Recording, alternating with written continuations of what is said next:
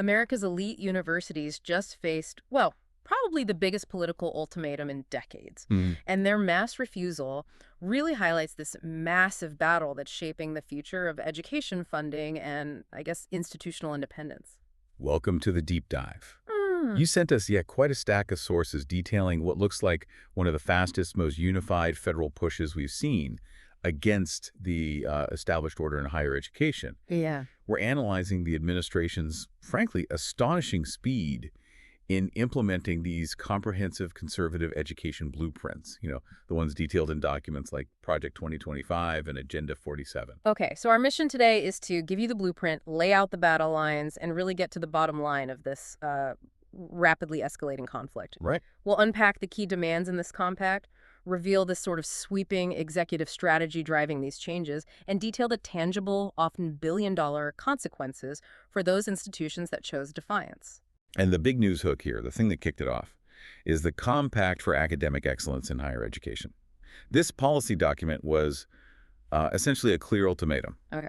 On October 1st, the administration sent this 10-point compact to 9 top universities. We're talking big names: MIT, Harvard, Vanderbilt. And this was pure leverage, wasn't it? Signing the compact promised preferential access to enormous federal funding streams. Exactly. Massive research grants, guaranteed student loan access, critical visa allocations, a huge carrot. The catch was they had to adhere to this very specific conservative policy structure designed to enforce meritocracy and institutional neutrality. That's the trade-off. And the result was the standoff we're seeing. By the October 20th deadline, 7 out of the 9 institutions formally rejected it. 7 out of 9, wow. Yeah. And they generally cited threats to academic freedom and the core principle of, scientific merit deciding funding. So that's the heart of it. The administration demanding policy conformity for accountability. Right. Accountability with federal dollars. Versus universities defending their autonomy, even if it costs them potentially billions.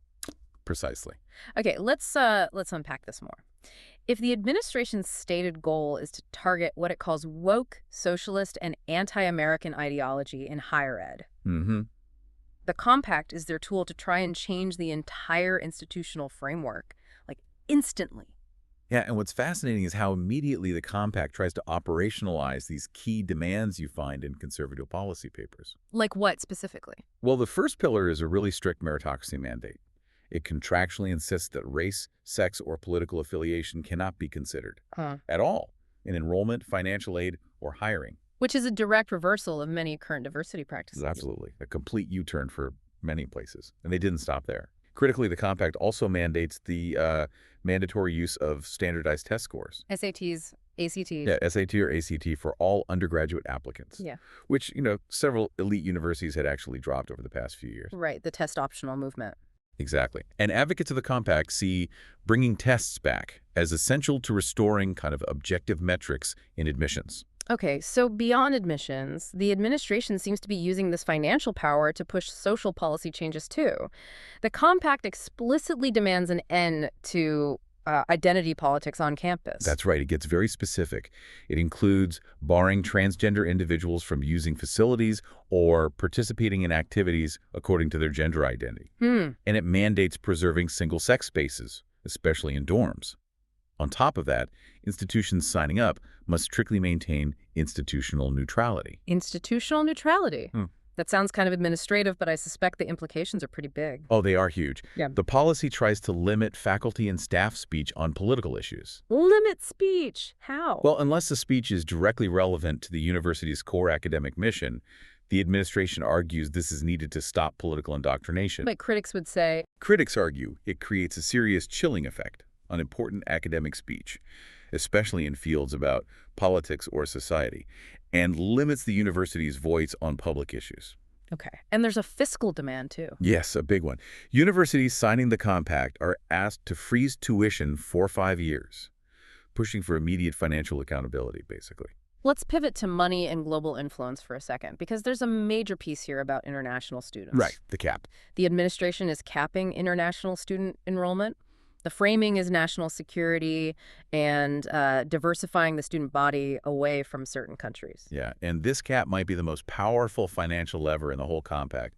International students capped at 15% of total enrollment. Okay, 15%. And no more than 5% coming from any single country. That's the kicker. 5% from any one country. You have to look at the numbers there, right? Because China and India. Exactly. Yeah. Students from just China and India made up more than half of all international enrollments in the 2024-2025 academic year. Wow. So if your international student population is, say, 15%, but maybe 10% of that 15% comes from China, you're immediately forced to cut those numbers basically in half. that's a catastrophic financial hit. Surely, international student tuition is often full price, a vital income stream. Oh, absolutely. It turns the compact from just an ideological test into an existential financial threat for some. It targets the very cash flow that often subsidizes research and other operational costs. Okay, so here's where it gets really interesting. Because the administration isn't just waiting for universities to sign this thing. No, not at all. It's moving fast on parallel tracks, using executive power to shrink the federal bureaucracy and roll back cultural policies at the same time. That parallel strategy starts with a massive overhaul of the Department of Education, USED. An executive order called for dismantling USED, devolving authority back to the states. That's a core conservative goal, removing federal interference. And the operational cuts are staggering. It shows they're serious about neutralizing the department. Totally serious. USAID is initiating a reduction in force, a RIF, planning to reduce its workforce by nearly 50%. 50%, wow. The significance of that RIF, you can't overstate it. When you cut half the staff, you basically gut the federal government's ability to audit, investigate, enforce complex regulations in education. Right. And at the same time, key functions are being moved. Student financial aid, student loans. They're planned to move to the Small Business Administration, the SBA. Moving student aid to the SBA, that changes the whole focus, doesn't it? From a department potentially focused on oversight and regulation. Sometimes ideological oversight. To an agency focused purely on financial transactions, like a bank. Exactly. It sort of removes the ideological lens from the loan process, potentially. And simultaneously, executive action has been the hammer used against programs the administration describes as discriminatory. You mean DEI? Diversity, equity, and inclusion programs. Yes. Executive orders eliminated those programs across the federal government, asserting they violate federal civil rights laws. And this is where the legal strategy kicks in, because the Office for Civil Rights, OCR, has launched a bunch of Title VI investigations into universities. That's the legal weapon. Title VI is the federal law prohibiting discrimination based on race, color, or national origin. So the administration is using the anti-discrimination law to argue that DEI programs, which often do consider race in scholarships, hiring, or programming, actually constitute illegal reverse discrimination? Precisely. It's using the law designed to fight historical discrimination to dismantle the very programs aimed at addressing it. A really potent legal jujitsu move. And we're seeing actual impacts from this. Oh, yeah. Concrete examples. The administration targeted George Mason University for violating Title VI with what it called unlawful DEI policies. Okay. And Chicago Public Schools faced losing potentially $15 million in federal grants after its Black Student Success Plan was flagged as discriminatory. $15 million. That gets attention. It does. And the compliance is moving fast in high-stakes areas, too. We saw leading medical education accreditors basically comply immediately. Medical schools. Yeah, the big accreditors shut down their diversity departments, ended DEI requirements, all following these federal directives. That signals a massive shift in how future doctors might be trained and evaluated. And to sort of counter the ideological currents they see, the administration also moved to bring back the 1776 Commission.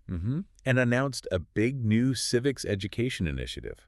It's a concerted effort to renew patriotism, strengthen civic knowledge, a direct contrast to the focus on identity politics that was prioritized before. So it's really a full-spectrum approach, contracting for change with a compact, dismantling the enforcement arm at USED, and legally neutralizing programs via Title VI. That sums it up pretty well. It's coordinated. So what does this all mean on the ground? The universities that said no to the compact quickly found out that independence has a very steep price tag, especially with research funding. Right. 7 universities, including Dartmouth and MIT, formally rejected the compact. Their argument was basically that federal funding should hinge on scientific merit alone. They're defending autonomy. saying political considerations shouldn't creep into science funding decisions. Exactly.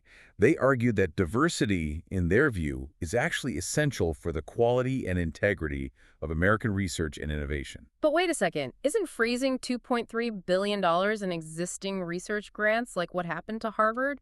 Isn't that exactly the kind of political interference they're fighting against? That's the core tension, isn't it? Doesn't leveraging money that aggressively kind of undercut the administration's own stated goal of funding based purely on scientific merit? Well, that raises a really important question about the application of power versus this stated principle. From the administration's perspective, these funding freezes aren't seen as political interference. How do they frame it then? They frame it as enforcing accountability, compliance with what they see as fundamental federal expectations on non-discrimination and national security. They're basically saying, sure, you can have institutional autonomy, but maybe not with federal taxpayer dollars if you don't meet these conditions. Yeah, okay. And not everyone pushed back initially. The University of Texas System Board of Regents chair, Kevin Eltife, seemed to see the trade-off differently. Yeah, he initially spoke favorably about the compact, looking forward to the potential funding advantages. Yeah. He saw the incentive structure, basically, and how it could benefit institutions willing to align with the new direction. So compliance brings rewards. Defiance brings consequences. Swift and strategic consequences. After Harvard publicly rejected the demands, the administration froze that huge $2.3 billion in federal research funding. $2.3 billion. Ouch. And Harvard also faced serious threats to revoke their ability to enroll international students entirely, doubling down on the leverage from the contacts cap rules. The message seems pretty clear then. Look at Columbia University. Right, Columbia settled. They agreed to a massive $221 million fine. And they codified new compliant policies specifically prohibiting programs the government deemed illegal DEI initiatives just to settle the claims and get their federal funding unfrozen. That's the measurable cost of resistance right there. Okay, and there was one more piece to this strategy, focusing on campus activism and security. Yes, a crucial element. The administration pursued a policy targeting non-citizen activist students for deportation. Deportation based on activism. Based on social media vetting, Yeah. specifically targeting those accused of promoting anti-Semitism or supporting groups designated as foreign terrorist organizations.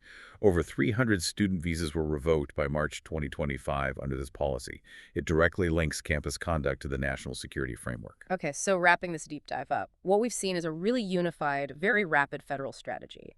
It's focused on restoring meritocracy, fiscal responsibility, and patriotic education, as the administration defines them. And it's directly challenging the whole governance structure and, frankly, the cultural direction of these elite universities. The conflict is crystal clear. The administration demands policy conformity to unlock federal money. Billions in federal money. And universities are defending institutional autonomy and academic freedom, often at the cost of those billions. Which brings us to our final provocative thought for you, the listener, to chew on. If these executive actions do successfully remove political ideology, specifically things like DEI and certain gender policies, and enforce a strict, standardized, merit-based system across America's elite universities, what happens next? Right. Will the resulting, maybe more focused pursuit of scientific merit actually strengthen our competitive global research edge? Or will the potential loss of institutional diversity, which universities argue is key, ultimately hamper the next generation of American innovation? Something to consider.